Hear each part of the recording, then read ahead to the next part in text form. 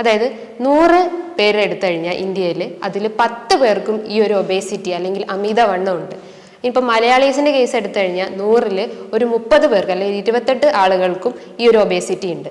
ഇപ്പോൾ കുട്ടികളിലാണ് ഏറ്റവും കൂടുതൽ അമിതവണ്ണം കൂടി വരുന്നത് അല്ലെങ്കിൽ ഒബേസിറ്റി കൂടി വരുന്നത്. കാരണം എന്താണെന്ന് വെച്ചാൽ പണ്ട് കാലത്തെ കുട്ടികൾ ഭക്ഷണം കഴിക്കുന്നു, പുറത്തോട്ടിറങ്ങുന്നു, കുട്ടികളുടെ കൂടെ കളിക്കുന്നു, അങ്ങനെ അവരൊരു ആക്ടിവിറ്റിയിൽ ഇൻവോൾവ് ആവുന്നു അല്ലെങ്കിൽ ഒരു മൂവ്മെന്റ് ഉണ്ടാവുന്നു.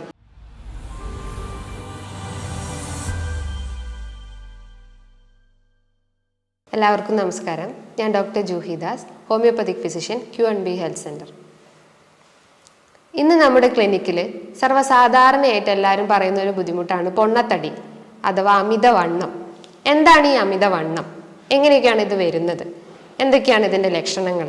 ഇനി ഇത് വന്നു കഴിഞ്ഞാൽ നമുക്ക് എന്തൊക്കെ കോംപ്ലിക്കേഷൻസ് ഉണ്ടാക്കാം, അല്ലെങ്കിൽ എന്തൊക്കെ ഭക്ഷണങ്ങൾ മാറ്റിയെടുക്കാം, എന്തൊക്കെ മാനേജ്മെൻറ്റ് നമ്മുടെ ലൈഫിൽ ഉൾപ്പെടുത്താം ഈ ഒരു അസുഖം വന്നു കഴിഞ്ഞാൽ?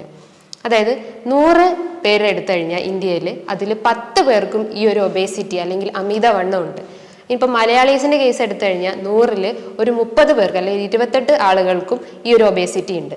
ഇപ്പോൾ കുട്ടികളിലാണ് ഏറ്റവും കൂടുതൽ അമിതവണ്ണം കൂടി വരുന്നത് അല്ലെങ്കിൽ ഒബേസിറ്റി കൂടി വരുന്നത്. കാരണം എന്താണെന്ന് വെച്ചാൽ പണ്ട് കാലത്തെ കുട്ടികൾ ഭക്ഷണം കഴിക്കുന്നു, പുറത്തോട്ടിറങ്ങുന്നു, കുട്ടികളുടെ കൂടെ കളിക്കുന്നു, അങ്ങനെ അവരൊരു ആക്ടിവിറ്റിയിൽ ഇൻവോൾവ് ആവുന്നു അല്ലെങ്കിൽ ഒരു മൂവ്മെന്റ് ഉണ്ടാവുന്നു. പക്ഷെ ഇന്നത്തെ ഒരു ജനറേഷൻ എന്ന് പറഞ്ഞു കഴിഞ്ഞാൽ അവർ ഫുള്ളി അഡിക്റ്റഡ് ആണ്. നമ്മൾ ഈ ഫോണ്, TV അങ്ങനത്തെ ഇതിലൊക്കെ അഡിക്റ്റഡ് ആയതുകൊണ്ട് തന്നെ അവർ കൂടുതൽ മൂവ്മെന്റ്സ് ഇല്ലാത്തൊരവസ്ഥയാണ്, ഫുള്ളി ലേസിനെസ് മൂഡിലേക്ക് പോകുന്നു. അതുപോലെ തന്നെ ഈ ഒരു ഇതുള്ളത് കൊണ്ട് തന്നെ സൺലൈറ്റ് പോലത്തതൊന്നും അവർക്ക് ഏൽക്കാതിരിക്കുകയും വൈറ്റമിൻ D ഡെഫിഷ്യൻസി പോലത്തെ അസുഖങ്ങൾ കൂടുതലായിട്ട് കണ്ടുവരികയും ചെയ്യുന്നു.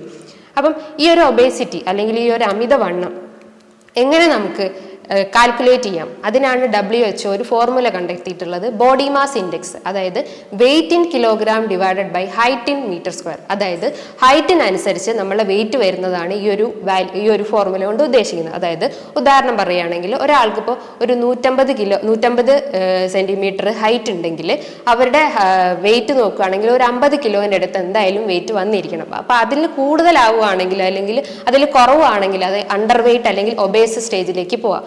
ഈ ഒരു BMI എന്ന് പറഞ്ഞിട്ടുള്ള ഒരു ഇതിനെ പല സ്റ്റേജുകളായിട്ട് തരംതിരിച്ചിട്ടുണ്ട്. അതായത് 18-ന് മുകളിലാണെങ്കിൽ, അത് 18-ന് താഴെയാണെങ്കിൽ അത് അണ്ടർ വെയിറ്റും, 25 മുതൽ 30 ആണെങ്കിൽ അത് ഒബേസ് സ്റ്റേജിലേക്കും വരുന്നു. അതായത് 30-ന് മേലേക്ക് പോകുമ്പോൾ അത് കൂടുതൽ അമിതവണ്ണം അല്ലെങ്കിൽ പൊണ്ണത്തടി എന്നുള്ള സ്റ്റേജിലോട്ട് വരികയും ചെയ്യുന്നു. അടുത്തതായിട്ട് ഇതിൻ്റെ പ്രധാന കാരണങ്ങൾ, ഇത് വരാനുള്ള സിറ്റുവേഷൻസ് അല്ലെങ്കിൽ എന്തൊക്കെ കാരണങ്ങളാണ് ഈ ഒരു അമിതവണ്ണത്തിൽ ഉള്ളതെന്ന് മനസ്സിലാക്കാം. ഒന്നാമതായിട്ട് നമ്മൾ സെഡൻഡറി ലൈഫ് എന്ന് വെച്ചാൽ ഒരു മൂവ്മെൻറ്റ്സ് ഒന്നും കൊടുക്കാത്ത ഒരു സ്റ്റേജ്, അതാണ് സെഡൻഡറി ലൈഫ് എന്ന് പറഞ്ഞു കഴിഞ്ഞാൽ.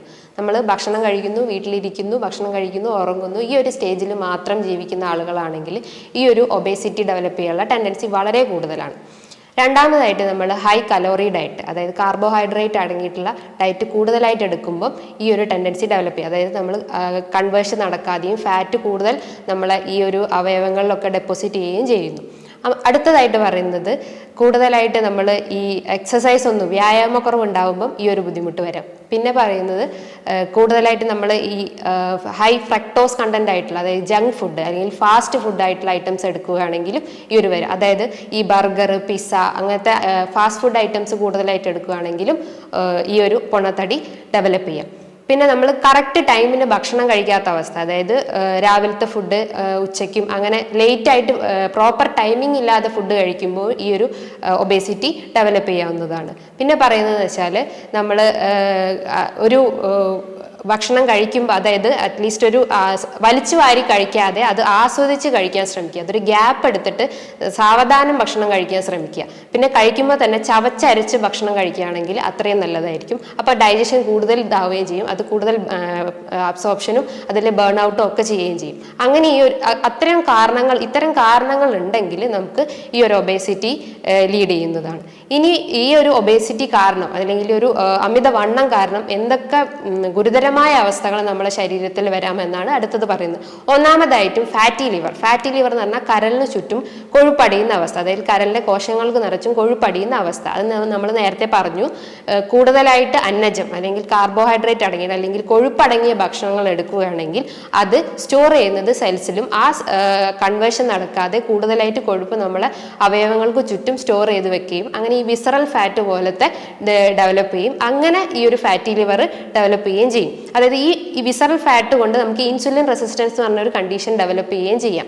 പിന്നെ മറ്റൊരു കാരണമാണ് നമ്മൾ ഹൃദയ സംബന്ധമായ രോഗങ്ങൾ, അതായത് ഹൃദയക്കുഴലുകളിലേക്കൊന്നും അല്ലെങ്കിൽ രക്തക്കുഴലിലേക്കൊന്നും കറക്റ്റ് ബ്ലഡ് ഫ്ലോ എത്താത്തൊരു അവസ്ഥ, അതായത് രക്തക്കുഴലുകളിലൊക്കെ ഈ ഒരു പ്ലേഗ് രൂപപ്പെടുകയും അങ്ങനെ ബ്ലഡ് ഫ്ലോ കുറയുകയും അങ്ങനെ ഹൃദയ സംബന്ധമായ രോഗങ്ങൾ ഡെവലപ്പ് ചെയ്യുകയും ചെയ്യുന്നു. മറ്റൊരു കാരണമാണ് ഡയബറ്റിസ് അല്ലെങ്കിൽ PCOD. ഇങ്ങനത്തെ കാരണങ്ങൾ കൊണ്ട് ഇതൊക്കെയാണ് ഇതിന്റെ പ്രധാന കോംപ്ലിക്കേഷൻസ് എന്ന് പറയുന്നത്. ഇത്തരം കാരണങ്ങൾ കൂടാതെ മറ്റു കാരണങ്ങളും ഈ ഒരു അസുഖം വരാനുള്ള ടെൻഡൻസി ഉണ്ട്. ഒന്നാമതായിട്ട് പറയുന്നത് ഫാമിലി ഹിസ്റ്ററി, പാരമ്പര്യമായിട്ടും ഈ ഒരു രോഗം രൂപപ്പെടാം. അതായത് നമ്മളെ അച്ഛനമ്മ അല്ലെങ്കിൽ ഗ്രാൻഡ് പാരൻസിനൊക്കെ ഈ ഒരു ഇതുണ്ടെങ്കിൽ പാരമ്പര്യമായിട്ടും ഈ ഒരു അസുഖം രൂപപ്പെടാം. പിന്നെ പറയുന്നത് ഹൈപ്പോതൈറോയിഡിസം, തൈറോയിഡ് റിലേറ്റ് ചെയ്തിട്ടുള്ള ഹൈപ്പോതൈറോയിഡിസം അല്ലെങ്കിൽ വേറെ ഹാഷിമോട്ടോ തൈറോയിഡൈറ്റിസ് അങ്ങനത്തെ എന്തെങ്കിലും അസുഖങ്ങൾ ഉണ്ടെങ്കിലും ഈ ഒരു ഒബേസിറ്റി ഡെവലപ്പ് ചെയ്യാം. ഇത് മൂലം നമുക്ക് പല വലിയ വലിയ കോംപ്ലിക്കേഷൻസ് നമ്മുടെ ബോഡിയിൽ ഡെവലപ്പ് ചെയ്യാം. ഒന്നാമതായിട്ട് പറയുന്നത് ഫാറ്റി ലിവർ. ഫാറ്റി ലിവർ എന്ന് പറഞ്ഞാൽ കരളിന് ചുറ്റും കൊഴുപ്പടിയുന്ന അവസ്ഥ. അതായത് നമ്മൾ കഴിക്കുന്ന അന്നജം എനർജിയായി സ്റ്റോർ ചെയ്ത് അത് കൂടുതലാകുമ്പോൾ അത് നമ്മളെ ലിവറിലൊക്കെ ഫാറ്റ് മുഖേന സ്റ്റോർ ചെയ്ത് വെക്കുന്നതാണ് ഈ ഒരു നോർമൽ പ്രക്രിയ. അപ്പം അമിതമാകുമ്പോൾ ഈ ഒരു ഫാറ്റ് എല്ലാ ഏരിയസ്, അതായത് വിസറൽ ഓർഗൻസിലൊക്കെ ഇത് കൂടുതലായിട്ട് ഡെപ്പോസിറ്റ് ചെയ്യും. അങ്ങനെ വിസറൽ ഫാറ്റ് ഇൻസുലിൻ റെസിസ്റ്റൻസ് പോലത്തെ ബുദ്ധിമുട്ടുകൾ ഡെവലപ്പ് ചെയ്യുകയും ചെയ്യും. അങ്ങനെ ഡയബറ്റിസ് പോലത്തെ കണ്ടീഷൻ അമിതവണ്ണക്കാരിൽ സർവ്വസാധാരണമായിട്ട് കാണപ്പെടുന്നു. ഇത്തരം അമിതവണ്ണം കാരണം നമ്മളെ ബോഡി വെയിറ്റ് കൂടുക, അതായത് ബോഡി വെയിറ്റ് നന്നായി കൂടുമ്പോൾ നമ്മളെ കാലുകളിലേക്കൊക്കെ പ്രഷർ അധികമാകുകയും നമുക്ക് വാദസംബന്ധമായ രോഗങ്ങൾ കൂടുതലായിട്ടും ഡെവലപ്പ് ചെയ്യും. അതായത് ഓസ്റ്റിയോ ആർത്രൈറ്റിസ് പോലെ അല്ലെങ്കിൽ റുമാറ്റോഡ് ആർത്രൈറ്റിസ് പോലത്തെ അസുഖങ്ങൾ കൂടുതലായിട്ടും വരും. മറ്റൊന്നെന്ന് പറഞ്ഞാൽ വെരിക്കോസ് വെയിൻ. നമ്മളെ കാലുകളുടെ ഇടയിലുള്ള വെസൽസിന്റെ ഇടയിൽ ഉണ്ടാകുന്ന പ്രഷർ കാരണം വരുന്നതാണ് ഈ വെരിക്കോസ് വെയിൻ. അതും ഈ ഒബേസിറ്റിന്റെ ഒരു പ്രധാന കോംപ്ലിക്കേഷൻസ് ആയിട്ട് വരുന്നു. ഇത്തരം ബുദ്ധിമുട്ടുകൾ നമുക്കുണ്ടെങ്കിൽ നമ്മൾ ജീവിതത്തിൽ കുറച്ച് ചിട്ടകൾ വരുത്തണം, അല്ലെങ്കിൽ കുറച്ച് മാനേജ്മെന്റ് ഈ ഒരു ഒബേസിറ്റിക്ക് അത്യാവശ്യമാണ്. ഒന്നാമതായിട്ട് പറയുന്നത് വ്യായാമം. വ്യായാമം എന്ന് പറഞ്ഞു കഴിഞ്ഞാൽ ഒരു 35 മുതൽ 40 മിനിറ്റ് വരെ വ്യായാമം ചെയ്യുക. അതെന്ന് പറഞ്ഞു കഴിഞ്ഞാൽ ജമ്പിങ്ങോ അല്ലെങ്കിൽ റണ്ണിങ്ങോ അല്ലെങ്കിൽ സ്പീഡായിട്ട് വാക്ക് ചെയ്യുക. അത് ഉറുമ്പരിക്കുന്ന പോലെ വാക്ക് ചെയ്യുന്നതിന് പകരം ജസ്റ്റ് ഒന്ന് സ്പീഡായിട്ട് ബോഡി നന്നായി ഹീറ്റ് ആവുന്ന രീതിയിൽ വാക്ക് ചെയ്യാൻ ശ്രമിക്കുക. പിന്നെ പറയണതെന്ന് വെച്ചാൽ നമ്മൾ ഈ കൂടുതലായിട്ടുള്ള പ്രോസസ്ഡ് ഫുഡ്, അതായത് ജങ്ക് ഫുഡ് എന്ന് പറഞ്ഞാൽ നേരത്തെ പറഞ്ഞു, പിസ്സ, ബർഗർ അങ്ങനത്തെ ജങ്ക് ഫുഡൊക്കെ ഒഴിവാക്കിയിട്ട് നന്നായി ഹെൽത്തി ആയിട്ടുള്ള ലീഫി വെജിറ്റബിൾസും അങ്ങനെ ഹെൽത്തി ആയിട്ടുള്ള നട്ട്സ് അല്ലെങ്കിൽ omega-3 ഫാറ്റി ആസിഡ്സ് അടങ്ങിയിട്ടുള്ള കൂടുതലായിട്ടുള്ള ന്യൂട്രീഷ്യസ് ഫുഡ് നന്നായി കഴിക്കാൻ ശ്രമിക്കുക. പിന്നെ പറയുന്നത് വെച്ച് കഴിഞ്ഞാൽ നമ്മൾ ഉറക്കം എല്ലാ അസുഖത്തിനും ഒരു അടിസ്ഥാന ഘടകമാണ്. അപ്പോൾ ഉറക്കം നന്നായി മെയിൻറ്റെയിൻ ചെയ്താൽ ഈ ഒരു അസുഖം നമുക്ക് പൂർണ്ണമായി മാറ്റിയെടുക്കും. ഒരു 6 മുതൽ 8 മണിക്കൂറെങ്കിലും നമുക്ക് പരമാവധി ഉറങ്ങാൻ ശ്രമിക്കണം.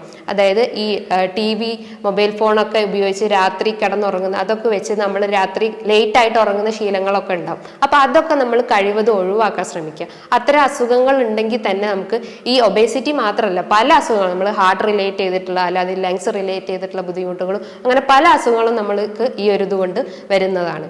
ഇനിയിപ്പം ഇതൊന്നും ആയിട്ടില്ലെങ്കിൽ നമുക്ക് കൂടുതലായിട്ടും ഭക്ഷണങ്ങളിലൂടെ നമുക്ക് മാറ്റിയെടുക്കാം. അതായത് കൂടുതലായിട്ടും പ്രോട്ടീൻ റിച്ച് ആയിട്ടുള്ള, അതായത് കാർബോഹൈഡ്രേറ്റ് കുറച്ച് പ്രോട്ടീൻ റിച്ച് ആയിട്ടുള്ള ഭക്ഷണങ്ങൾ ഉൾപ്പെടുത്തുക, അല്ലെങ്കിൽ ഫാറ്റ് കുറച്ചിട്ടുള്ള ഭക്ഷണങ്ങൾ ഉൾപ്പെടുത്താൻ ശ്രമിക്കുക. ഇത് കൂടാതെ തന്നെ നമ്മൾ ഭക്ഷണം കഴിക്കുമ്പോൾ നമ്മൾ ഭക്ഷണം ചവച്ചരച്ച് നന്നായി കഴിക്കാൻ ശ്രമിക്കുക. അതായത് ഭക്ഷണത്തിനോടൊപ്പം തന്നെ വെള്ളം കുടിക്കാതിരിക്കുക. ഭക്ഷണം കഴിച്ചതിന് ശേഷം മാത്രമേ നമ്മൾ വെള്ളം കുടിക്കുക.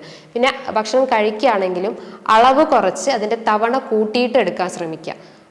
ഇത്തരം കാര്യങ്ങളൊക്കെ ചെയ്തു കഴിഞ്ഞാൽ തന്നെ നമുക്ക് നമ്മൾ ഈ ഒരു ജീവിതശൈലി പ്രശ്നങ്ങൾ മാറ്റിയെടുക്കാവുന്നതാണ്. ഇനിയിപ്പോൾ ഇത് കൂടാതെ തന്നെ നമുക്ക് എന്തെങ്കിലും സ്പെഷ്യൽ ഡയറ്റ് ഫോളോ ചെയ്യണമെങ്കിൽ അത്തരം ഒരു ഡയറ്റാണ് കീറ്റോ ഡയറ്റ് അല്ലെങ്കിൽ ഇന്റർമീഡിയറ്റ് ഫാസ്റ്റിംഗ്. ഇത് ചെയ്യണമെങ്കിൽ ഒരു ഡോക്ടറുടെ സഹായത്തിൻ്റെ ഇതിൽ മാത്രമേ നമ്മൾ ഈ ഒരു ഡയറ്റ് ഫോളോ ചെയ്യാൻ പറ്റുള്ളൂ. ഈ പറഞ്ഞിട്ടുള്ള ബുദ്ധിമുട്ടുകൾ നിങ്ങളെ വല്ലാത്ത രീതിയിൽ ബാധിക്കുന്നുണ്ടെങ്കിൽ നിങ്ങൾ എത്രയും പെട്ടെന്ന് തന്നെ ഒരു ഡോക്ടറെ സഹായം തേടേണ്ടതാണ്. സ്വന്തമായിട്ട് മെഡിസിൻ എടുക്കാതെ കഴിവതും ഒരു ഡോക്ടറെ സഹായം തേടേണ്ടതാണ്.